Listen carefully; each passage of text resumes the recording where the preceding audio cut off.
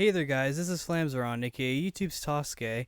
And besides Tales of Zestiria, there was another little fandom game for me that came out on October 20th. A little game called Dragon Ball Z Extreme Butoden for the 3DS that I talked about. It was released in Japan, I think like last year or so. And I really wanted it, and it was like the prime example of why Nintendo should take away their fucking region locking. But it came out in English, and I was able to play it, so I figured I should give a little review on it. But I should let you guys know and also apologize that there's a lack of gameplay footage. I'm sorry about that. I don't have any way to record 3DS footage. I don't have like the capture device mod. I don't have an emulator. I don't even think emulation is that far. And I don't have like a capture device for like I can't record it with my Elgato. I kind of wish you could, but yeah. So sorry that there isn't any gameplay footage. I didn't want to take from take from some like YouTube video or anything. I wanted to record it myself. I was thinking about doing like a gorilla thing where I record it using my iPhone, but I couldn't get it to work. My iPhone kept falling and it wasn't balanced at all. So sorry, but just gonna have to be the box art picture for now. But for those of you who don't know what this game is, Extreme Butoden is a 2D Dragon Ball fighting game made by Arc System Works, the people who made Guilty Gear and Blaze Blue. And they've worked on the Dragon Ball series before. They did a Dragon Ball Z Supersonic Warriors on the Game Boy Advance and its sequel on the DS. I really liked the first one. I wasn't too crazy about the second one, but this one is a little different. It's a traditional 2D fighter, and honestly, it's pretty good. The gameplay's really fun, and even though it's supposed to be a traditional 2D fighting game, it has some decent Dragon Ball-esque aspects to it, like the beam struggles it does have for like the special attacks, and it also has sort of like the really fast rapid fighting that the series is known for, where you have to like button mash, and then like whoever wins the button mash like will get the final hit to like do damage, and you've got your special attacks. Like for regular Goku, it's just Kamehameha, and I think for Vegeta it's Big Bang Attack and all that stuff. And instead of like you know how like in most 2D fighting games like Street Fighter and whatnot, you can just press, like, let's say, for example, I believe the main attack button is Y. I have my 3DS near me, but I haven't like, touched it. Or I'm not going to touch it, rather, while I'm recording this. But, yeah, I'm pretty sure Y is the standard attack button.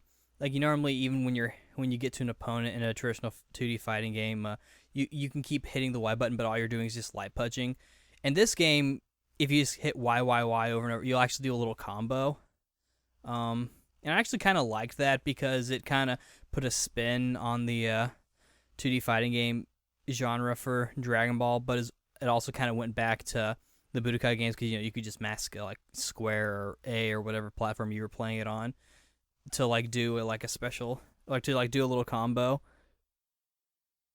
And so that was nice. And of course, there are other combos you could do. I mainly just relied on like a XXX, or rather YYYX combo, or some sort of like variation of Y and X. I can't like replicate it, but I was able to beat the game and whatnot.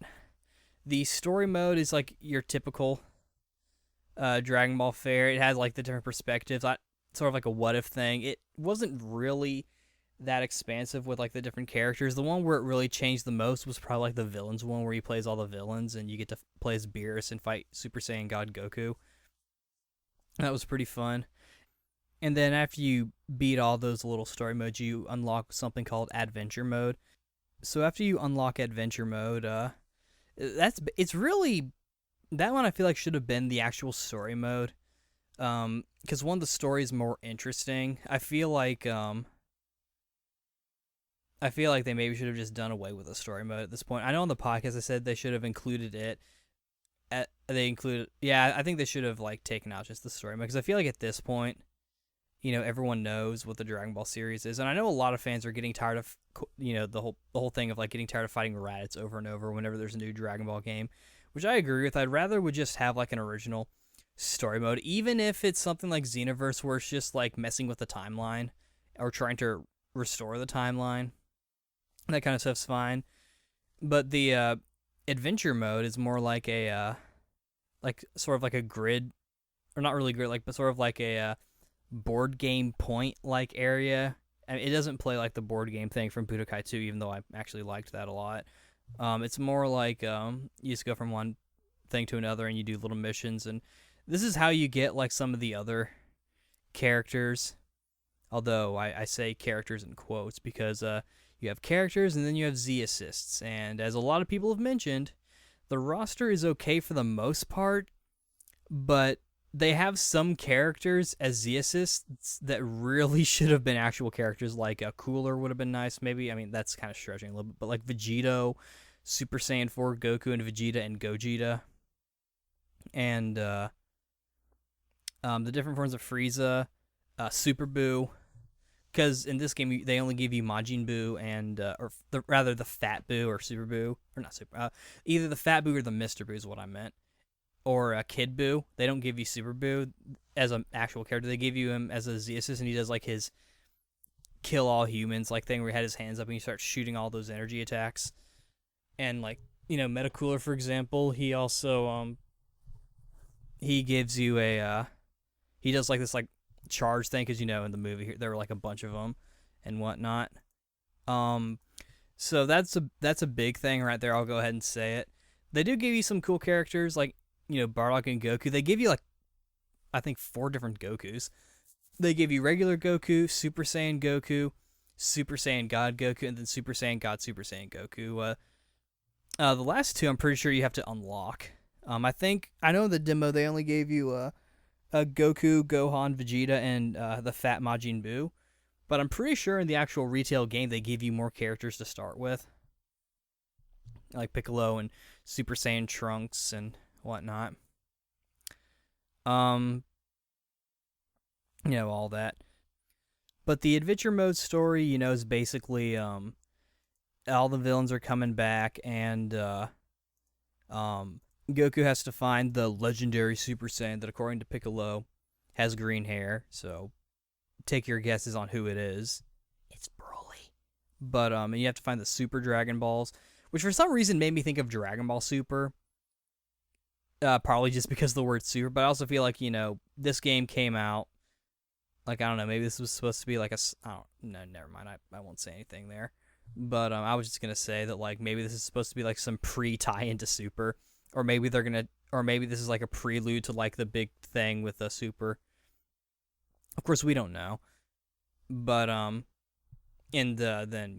they basically, you have to fight Omega Shenron, and then, friggin' Goku has to do the Super Saiyan God and all that. It was an okay story, I guess. I mean, they do some weird stuff, like with Goten and Trunks, whenever they fuse into Gotenks, they turn into a kid again. Even though in Dragon Ball Heroes, we have an adult in Gotenks. So it's like, what's the point? But, I don't know. I guess they didn't want to do that. Like I said, this game has some weird choices with characters. Personally, it kind of made the same mistake that Brave Soldiers did with Saint Seiya, where instead of having like different forms for the characters as like selectable, like the selectable different forms or like as like costumes or whatever, the different versions of the characters like Super Saiyan and whatnot, any character that has more than one like form, they're like separate characters. And I felt like that was a bit of a mistake, especially going from Supersonic Warriors to this, where in Supersonic Warriors, the different levels you had, at least for the first one, because I know the second one actually kind of did the same thing that Extreme Butoden does. The first one had like the different level systems, where level 1 was just regular Goku, and level 2 was Super Saiyan Goku, and for Vegeta, level 3 was Majin Vegeta, which in this game Majin Vegeta is a friggin' Z assist, and they try to kind of make up for it in story mode. Like when you're fighting Majin Vegeta, or you're supposed to be fighting Majin Vegeta, you're Super Saiyan Goku, and you're fighting Super Saiyan Vegeta with the Majin Vegeta's Z assist, and it's kind of funny. They do that sometimes, and I think for Frieza, I think they gave him like the Z assist of all his forms because all his other forms are Z assists for except for his final and his mecha form and Golden Frieza as well. Which anything from Resurrection F you have to unlock using one of like the button input codes, which I actually kind of liked that they had those. Just because it was sort of retro. I don't think it should have been the only way to unlock the characters. But I personally I think Super Saiyan God, Super Saiyan Vegeta, and Golden Frieza should have been actual characters. But you know, and then after you beat Adventure Mode, you get the Tournament Mode, and after you beat that, you have the last character. Because in Adventure Mode, you get Super Saiyan God, Super Saiyan Goku, and then if you beat the Tournament Mode, you get Beerus. And that's basically where I stopped. I had already played through all the modes. I didn't have all the Z assists, but I did have all the characters, and I got all the Z assists that are exclusive to the button commands. I think I even got some that weren't, and I did unlock some of the Z assists from like getting the high ranks in the missions in Adventure Mode. It's one of those situations again where you have to get either an A or an S, usually an S, to get like the character you want. Like, I think to get cooler, you have to get an S. And that was just kind of annoying. I really think that's just a bit of a pain because it's like, they should just give you the character for beating it or getting an A. I don't think you need to perfect it because I feel like this game is really stingy. Like, if you didn't get a perfect, like, you would still get an A even if you exhausted every requirement. Like, you have to get a point in, like, every end fight criteria, like, oh, you have to do a super attack, or you have to do a combo, or you have to win with a super attack, and you have to have no damage, or you have to have gotten a perfect and lost none of your health. It's like, come on. But I do have a lot of the Z assists, and they do give you like several of them just by like quote unquote talk missions. But they gave you Denden. I think they give you like King Kai or something. No, I don't think they gave you King Kai by himself, or they gave you Videl by herself, but I don't think they gave you King Kai. You have to unlock him. That's a bit of a pain. But yeah, and the music, truth be told, I mean, I felt like I actually kind of played the game with the music off just because I just wanted to play the game. So I actually didn't hear too much of the music. Sorry. I did hear a little bit. It sounded like typical, like modern Norihito Sumitomo-esque music. Not necessarily at that level, because I feel like he sort of like blends styles a little bit, whereas the video game music has tend to be more Bruce Faulkner inspired, I think.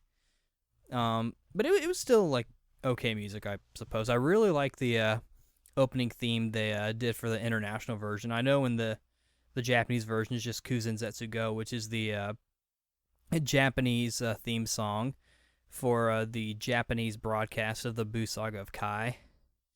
Because I know internationally it's a different song called Fight It Out. Dan, dan, dan, dan, dan. I wish they did keep the song, yet at the same time I feel like I understand why they didn't, because, you know, obviously the Buu Saga of Kai isn't out here, so we don't know if we're getting Kuzenzetsu Go or Fight It Out, or if we're getting some other random song.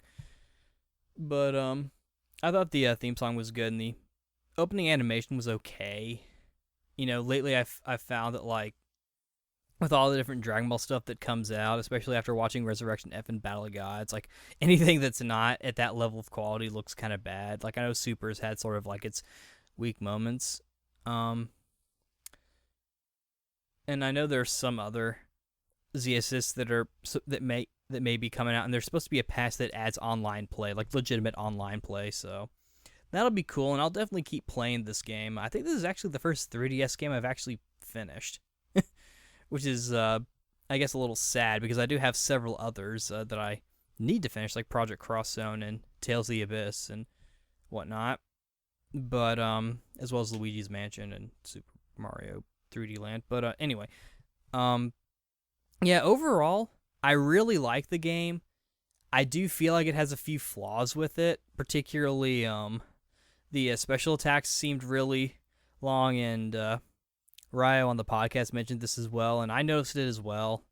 Particularly when I was doing the tournament mode and I was fighting Broly, and he hit me with one of his ultimate attacks, and it just took forever for him to like do it. And like, I had the sound off, so I couldn't hear him talk. Which, if I could hear him talk, that probably would have eased the pain a little bit. It just seemed like he was taking forever. Like, and there times where I felt like the difficulty spiked up, especially in during adventure mode, which is kind of weird because story mode seemed really easy, and then adventure mode was where it got hard. It makes me wonder if like they were just planning to have adventure mode anyway, and I would have just been fine with like an arcade mode, especially if I plan on playing this game often, which I do actually plan to play it more, because I actually enjoy it. I really do enjoy it. And I imagine if I learn how to play it really well, I'll become a master and I'll be able to unlock everything, which I think would be cool. With games like these, I really do like to have all the characters, at least all the playable characters. And since I have all the playable characters, I'm not too concerned with the Z assist or like the extra stuff. Like that's what I consider. It's almost like extra stuff for me. Um, what else? Yeah. Oh yeah, the difficulty. Like in adventure mode, there's one like Napa mission where it just got really hard, and I actually lost a couple of times until I finally beat him. And that was kind of annoying because there were times where it got kind of cheap, and I'm just like, what? What are you doing? There would be times where like the enemy would just be faster than me for some reason. I'm just like, what's your damage? Besides hitting me, what's your damage? But overall, it was a good game. I do think if they just work on the bouncing a little bit, that'd be nice, as well as maybe make the combos a little bit better. I think because I did have some trouble executing some of them, and with Super Saiyan, I one thing I thought that was kind of cool though, going a little off track, so I'm trying to remember everything. Super Saiyan God, Super Saiyan Goku's like super was like the 1-inch punch thing. I thought that was cool. And his combos, I mainly played as him for like role playing purposes during adventure mode. I just play as Goku, but yeah, and using Super Saiyan God, Goku's like charge punch that's deliberately slow, but it was still kind of cool to use. But the general combos I felt like were a tad hard to pull off. I think part of it was just because the enemy just wouldn't let me, but I don't know. I think that just kind of goes into balancing. I'm probably reading too much into it. I should also note that it is Japanese voices only, which makes sense because there is no voice dialogue in this game, so it's all Japanese voices. Um, and the translation seems to be closer to I say translation because I'm trying to address the terminology. The terminology seems closer to like Kai. In fact, they use over 8,000 instead of over 9,000. As far as terminology, that was really the only thing I noticed. I think they use like special beam cannon and whatnot. I might actually check with Piccolo and see if they call it special beam cannon. I imagine they might, but I feel like this game is probably targeted more towards like the really hardcore Dragon Ball fans. Either that or fans of Kai, even though this isn't a Kai brand game. But yeah, I think that's really all I have to say. Overall, I did say again, it is a good game. I just think it kind of needs a little bit of work in like some of the issues with like in like the bouncing and the character roster. I would have preferred like a level system or at least an ability to like change what version of character you're using. Like just give you base Goku and Vegeta on like the character select menu, but when you click on one of them, you can choose like Super Saiyan or Super Saiyan 2 or 3 or whatever. I think that would have been a lot better. Or if they just did the level system where it's like, level 1 Goku is just his regular form and level 2 is Super Saiyan. Level 3 is Super Saiyan God. Then maybe level 4 is Super Saiyan God, Super Saiyan. That would have been cool. They did the whole DP thing where like each character had like a DP level. They did one of those, and I understand that Supersonic Warriors 2 did that as well. So I feel like some of this stuff may have been a carryover from Supersonic Warriors 2. I could actually play a little bit of it on my 3DS. Just for funsies. But I definitely really like the first one better, I think. The only other thing with like the graphics, there were a couple of times where like the graphics did look a little, you know how like when you zoomed in, it looks kind of blurry. It almost looked a little bit like that. At times, I understand, with the 3DS, it's not the most powerful thing in the world, and I think it might have something to do with like compression and like the way it loads. But I imagine if it was on like a console or the Vita or the new 3DS, something more powerful than the regular 3DS, it would probably be really cool. I feel like this is a good base and good groundwork for a good 2D Dragon Ball fighting game. like a traditional 2D fight. I think this is a good groundwork, and if they make another one, that'd be cool. I definitely would pick it up because I actually really enjoyed this game. And I guess I probably should know it. I don't know why though. The Amazon pre-order bonus where they give you Dragon Ball Z Super Butoden 2 as a 3DS download. And you're probably thinking, "Oh, cool. An old Dragon Ball game translated in English." Oh, guess what? It's not in English at all. It's just in Japanese. In fact, the what looks like the emulator settings, because I think it actually comes directly from like a 3DS game that was like a collection of old Super Famicom anime games. They have that on there for the for the for like the emulation settings, like if you want to zoom in or not. It's all in Japanese. Even that's in Japanese. Everything's in Japanese, so you kind of have to guess. They didn't even take the time to translate that, and I feel like that's actually kind of pathetic. Heck, when I first downloaded it, there wasn't even any uh logo screen to go with it. It was just in the only thing that was in English was like the title, like the text that pops up whenever you select a game. It says the text in English. And since I have the Super Famicom version, it's kind of pointless. In fact, I'd say if you really want to play it, just either emulate the Super Famicom version or get the Super Famicom version, because one, you can play it on your computer, on your console or computer screen if you emulate. Two, it'll be multiplayer. In fact, I don't even think you can do. You probably can. I don't know how, but I'm sure there's a way. But you can probably do. You'll have an easier time doing multiplayer, and there's a fan translation of the game if you really want to either spend the money to make a reproduction cart and be the only one to have one. But and other stuff. But yeah, that's my thoughts and review on Dragon Ball Z Extreme Butoden, with a little add-in thing for Super Butoden 2. Overall, it's a good game, and I would recommend it, but keep in mind the things that I mentioned that I think are wrong with it. And if you're the kind of person that wants to wait for a sequel so that they can iron stuff out, that wouldn't necessarily be a bad idea either, though there doesn't seem to be any word on a sequel. So if you just want to play the game and see it for yourself, you probably should just do that. That's really probably the best thing you should do with any game. Don't just take my word for it. Play it for yourself. But yeah, I enjoyed it. This is Slamzor on aka YouTube Tasuke signing out. See you later.